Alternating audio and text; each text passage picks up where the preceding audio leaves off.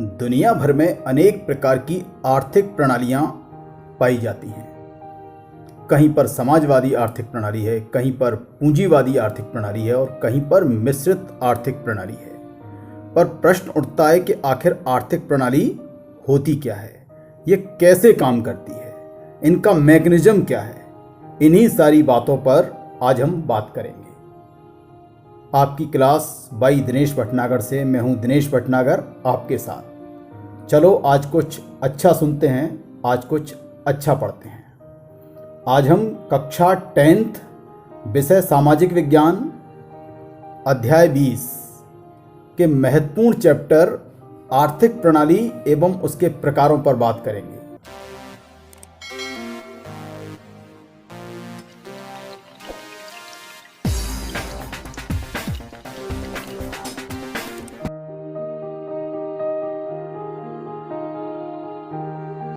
प्रत्येक देश या उसकी अर्थव्यवस्था को कुछ मुख्य समस्याओं को हल करना होता है, जैसे कौन कौन सी वस्तुओं का उत्पादन किया जाए, वस्तुओं का उत्पादन किस प्रकार किया जाए, उत्पादन किसके लिए किया जाए आदि। इन समस्याओं को हल करने के लिए सरकार को निर्णय लेने होते हैं। सरकार द्वारा लिए गए निर्णयों के आधार पर ही न केवल आर्थिक समस्याएं हल होती हैं, बल्कि उस देश के निवासी अपना जीवन यापन करते हैं। किसी देश में आर्थिक क्रियाओं का संचालन जिस व्यवस्था से होता है उसे आर्थिक प्रणाली कहते हैं। आइए अब हम लोग आर्थिक प्रणाली का अर्थ और उसकी परिभाषा को समझने का प्रयास करेंगे। किसी देश में आर्थिक क्रियाओं का संचालन जिस व्यवस्था से होता है उसे आर्थिक प्रणाली कहा जाता है। समाज द्वारा निर्धारित इस व्यवस्था के द्वारा ही अर्थव्यवस्था से संबंधित सभी निर्णय लिए जाते हैं, जैसे किन किन वस्तुओं का उत्पादन किया जाना है, उत्पादन कैसे किया जाना है, उत्पादन किसके लिए किया जाना है आदि। इन्हीं निर्णयों के आधार पर ही अर्थव्यवस्था में उपभोग, उत्पादन, विनिमय एवं वितरण का निर्धारण होता है। देश के निवासियों का जनजीवन इन्हीं निर्णयों पर निर्भर करता है। इस प्रकार आर्थिक प्रणाली को हम निम्न प्रकार से परिभाषित कर सकते हैं। प्रोफेसर एजे ब्राउन साहब ने आर्थिक प्रणाली की बड़ी अच्छी परिभाषा दी है। वह कहते हैं, आर्थिक प्रणाली एक माध्यम है जिसके द्वारा लोग अपनी जीविका का उपार्जन करते हैं। एक बड़ी अच्छी परिभाषा प्रोफेसर एम गोटालिक ने दी है। आर्थिक प्रणाली मनुष्य के जटिल संबंधों के उन तरीकों का अध्ययन है जिसके द्वारा अनेक निजी एवं सार्वजनिक आवश्यकताओं की संतुष्टि के लिए सीमित साधनों का उपयोग किया जाता है। इस प्रकार स्पष्ट है कि आर्थिक प्रणाली से आशय उस संस्थागत ढांचे से है जिसके अंतर्गत मानव का जीवन संचालित होता है। आर्थिक प्रणाली एक व्यापक धारणा है और समय तथा परिस्थितियों के अनुसार इसके स्वरूप में परिवर्तन होता रहता है। किसी देश की अर्थव्यवस्था में उस देश में उपलब्ध सभी प्रकार के प्राकृतिक संसाधन एवं वह संपूर्ण क्षेत्र शामिल किया जाता है जहां तक उसकी आर्थिक गतिविधियां संचालित होती हैं। इस प्रकार स्पष्ट होता है कि अर्थव्यवस्था एक प्रणाली है जिसके द्वारा मनुष्य जीविका उपार्जन करता है तथा अर्थव्यवस्था एक क्षेत्र विशेष में विद्यमान उत्पादन इकाइयों से मिलकर बनती है। दूसरे शब्दों में हम कह सकते हैं कि अर्थव्यवस्था का आशय एक देश के उन सभी खेतों, कारखानों, दुकानों, खदानों, बैंकों, सड़कों, स्कूलों, कॉलेजों, विश्वविद्यालयों, अस्पतालों आदि से है, जो लोगों को रोजगार देते हैं एवं वस्तुओं एवं सेवाओं का उत्पादन करते हैं तथा जिनका उपयोग वहाँ की जनता द्वारा किया जाता है।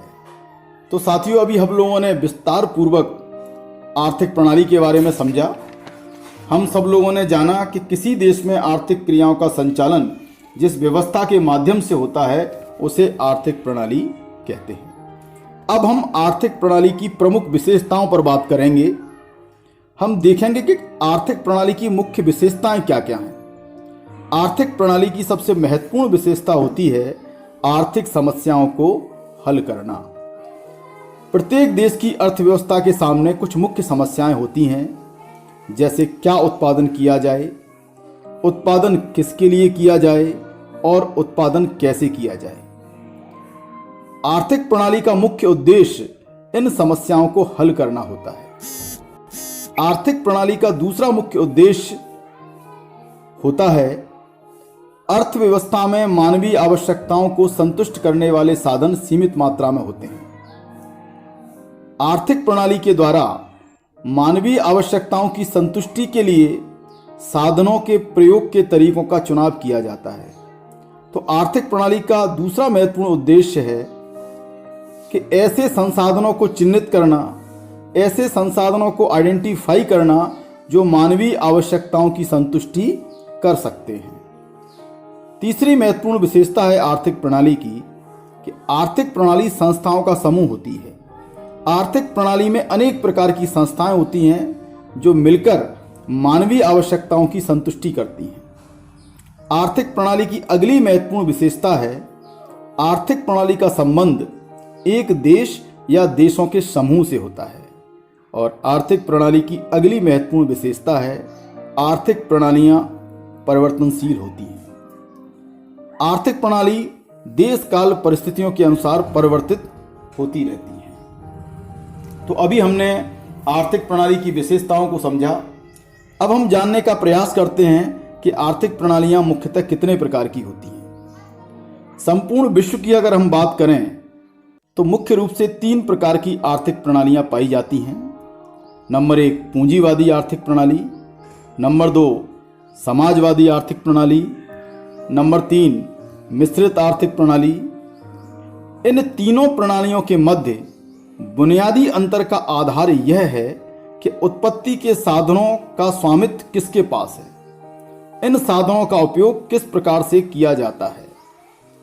अतः स्पष्ट होता है कि आर्थिक प्रणालियां मुख्य रूप से 3 प्रकार की हो सकती हैं। नंबर 1 पूंजीवादी आर्थिक प्रणाली, नंबर 2 समाजवादी आर्थिक प्रणाली और नंबर 3 मिश्रित आर्थिक प्रणाली। यदि हम विभिन्न देशों की अर्थव्यवस्थाओं का अध्ययन करें तो प्रतीत होगा कि विश्व के कुछ देशों में उत्पादन एवं वितरण का कार्य सरकार के द्वारा किया जाता है। इन देशों में उत्पत्ति के लिए साधनों पर सरकार का स्वामित्व होता है। ऐसे देशों में क्या उत्पादन किया जाए, किन किन वस्तुओं का उत्पादन किया जाए, उत्पादन किसके लिए किया जाए आदि विभिन्न आर्थिक समस्याओं का हल सरकार के द्वारा किया जाता है। ऐसी व्यवस्था को, ऐसी आर्थिक प्रणाली को हम समाजवादी आर्थिक प्रणाली कहते हैं। इसके विपरीत अनेक देश ऐसे भी हैं जहां सरकार का हस्तक्षेप बहुत कम होता है। अर्थव्यवस्था की सभी समस्याओं का हल बाजार शक्तियों के द्वारा होता है। उत्पत्ति के साधनों पर सरकार का स्वामित्व न होकर व्यक्तियों का स्वामित्व होता है। यह व्यक्ति बाजार की मांग के आधार पर वस्तुओं का उत्पादन करते हैं। उत्पादन उन्हीं के लिए किया जाता है जिनके पास उन वस्तुओं को खरीदने की क्षमता या धन होता है। इस प्रकार की व्यवस्था को पूंजीवादी आर्थिक प्रणाली के नाम से जाना जाता है। इसके साथ ही विश्व में अनेक देश ऐसे भी हैं जहां पर मिली जुली पद्धति को अपनाया जाता है।